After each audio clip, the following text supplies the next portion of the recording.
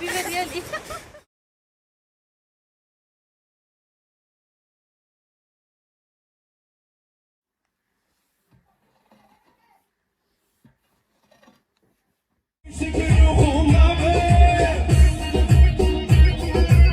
दोस्तों, कभी आपने सोचा है कि दुनिया के नक्शे पर ऐसा भी मुल्क है जहां देहातों में जिंदगी आज भी सदियों पुरानी मगर हैरानकुन हद तक पुरसुकून है, जहां सूरज ढलने से पहले हर घर के दरवाजे से चाय की खुशबू आती है और जहां लोग एक दूसरे के नाम से ज्यादा इनके दिल को जानते हैं। ये वो सरजमीन है जहां ऊंटों की घंटियों की आवाज और अजान की सदा एक साथ सुनाई देती है, जहां औरतें हाथों में हिना लगाते हुए गाने गाती हैं और मर्द जैतून के बागों में काम करते हुए दुनिया की फिक्रें भूल जाते हैं। जी हाँ, हम बात कर रहे हैं मराकश के गांव की जिंदगी की, एक ऐसी जिंदगी जिसमें जदीद दुनिया की चमक नहीं मगर सुकून ऐसा है जो बड़े बड़े शहरों में नायाब है। मराकश के गांव में सुबह का आगाज किसी अलार्म से नहीं बल्कि मुर्ग की बांग से होता है। जब सूरज की पहली किरण जैतून के पत्तों पर पड़ती है तो पूरा गांव जाग उठता है। औरतें तनूर में ताज़ा रोटी पकाती हैं, मर्द खेतों की तरफ निकल जाते हैं और बच्चे हाथ में किताबें पकड़े मिट्टी के रास्तों से स्कूल की जानिब रवां होते हैं। यहाँ के घरों की दीवारें मिट्टी, पत्थरों और चूने से बनी होती हैं, सादा मगर मजबूत।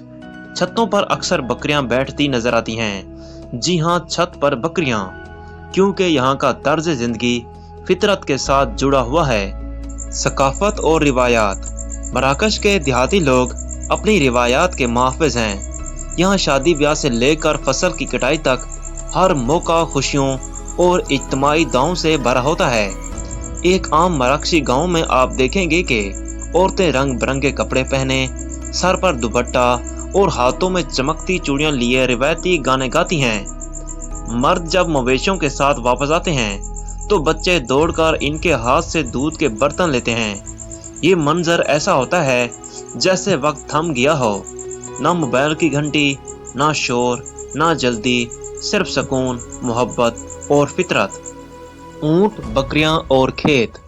मराकश के गांव में ऊंट सिर्फ सवारी नहीं बल्कि खानदान के रुकन की तरह समझे जाते हैं। बकरियां और भेड़ें भी हर घर में पाली जाती हैं। ये जानवर इनके रोजगार, खुराक और रिवायत का हिस्सा हैं। खेतों में जैतून, गंदम, अंजीर और बादाम उगाए जाते हैं। खवातीन अक्सर हाथ से जैतून का तेल बनाती हैं और आप यकीन करें वो खुशबू किसी परफ्यूम से कम नहीं लगती। यहाँ के मर्द जब खेतों से वापस आते हैं तब सब मिलकर एक ही दस्तरखान पर बैठते हैं। खजूर, रोटी, जैतून और चाय, बस यही इनकी शान मेजबानी है। और जो एक बार इनकी चाय पी ले वो जिंदगी भर इस जायके को नहीं भूलता। मजहब और रूहानियत।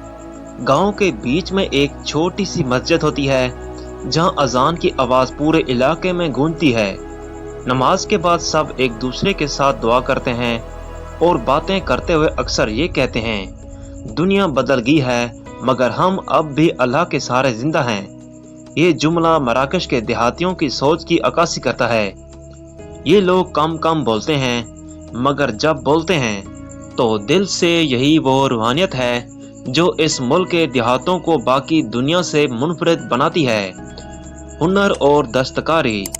मराकश के गांव अपनी दस्तकारी के लिए मशहूर हैं। कालीन बुनने वाली औरतें दिन भर रंग बिरंगे धागों से ऐसे नक्श बनाती हैं जैसे वो कहानी सुनाती हों। हर कालीन का एक मतलब होता है, कुछ मोहब्बत की अलामत, कुछ जुदाई की, कुछ दुआ की।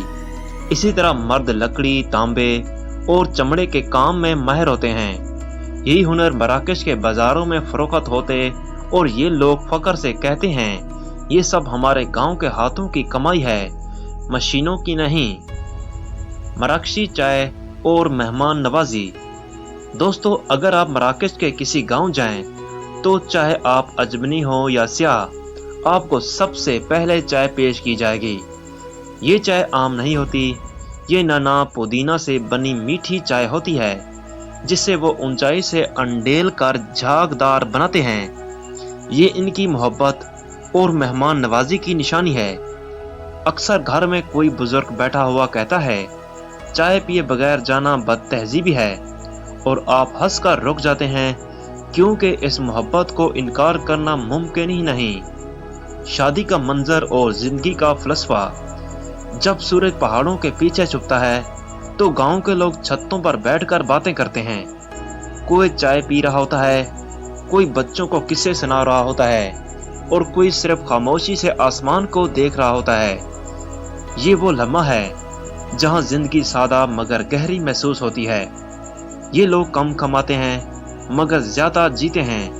ان کے پاس شاید بینک اکاؤنٹ نہ ہو مگر دل کی دولت بے حساب ہے۔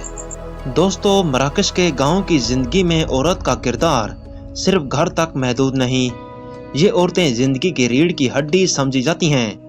وہ صبح سویرے پانی لاتی ہیں، بچوں کو تیار کرتی ہیں، کھیتوں میں مردوں کے ساتھ کام کرتی ہیں اور شام کو گھر آ کر قالین بنتی ہیں۔ یہ زیتون چھانتی ہیں۔ ان کے چہروں پر جھریاں ضرور ہیں مگر ان جھریوں میں محنت، صبر اور شکر کے ہزاروں قصے چھپے ہیں۔ یہ عورتیں اکثر کہتی ہیں، ہم کم پڑھ لکھے ہیں مگر زندگی کو خوب سمجھتے ہیں، اور واقعی ان کے طرز زندگی میں ایک فلسفہ ہے کہ خوشی چیزوں میں نہیں، رشتوں میں ہوتی ہے۔ پچھلے چند سالوں میں مراکش کے دیہاتوں میں تعلیم کی روشنی تیزی سے پھیل رہی ہے۔